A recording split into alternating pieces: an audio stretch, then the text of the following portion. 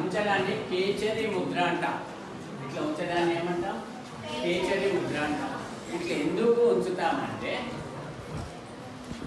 ఇంతకుముందు శక్తి ప్రవాహం జరుగుతున్న మూలాధారం నుండి మెదడుకు చేరుకుంటుంది కుండలిని.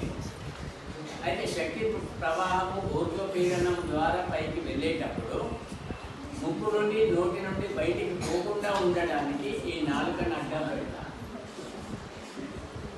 అంటే వృధాగా ప్రాణమయ శక్తి బయటికి పోకుండా ఉండడానికి.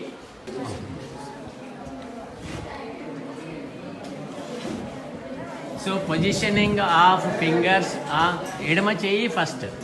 ఏది ఎడమ చెయ్యినిది? అరే అమ్మ, అట్లా ఎడమ చెయ్యి మొదలు, కుడి చెయ్యి తర్వాత పట్టుకోవాలి. ఇట్లా అట్లా ఇట్లనమ్మా. ఈ అమ్మాయి పట్టుకున్నట్టు పట్టుకో. ఈ అమ్మాయి పట్టుకో.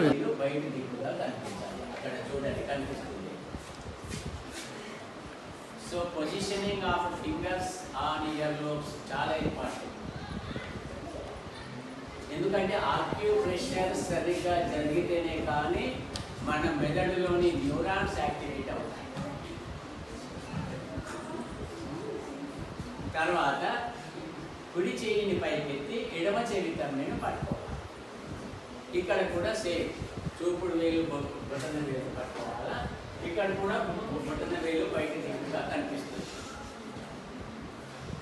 ఎడమ చేతితోని కుడి చెవి, కుడి చేతితోని ఎడమ చెవి ఇట్లా పట్టుకోవాలి.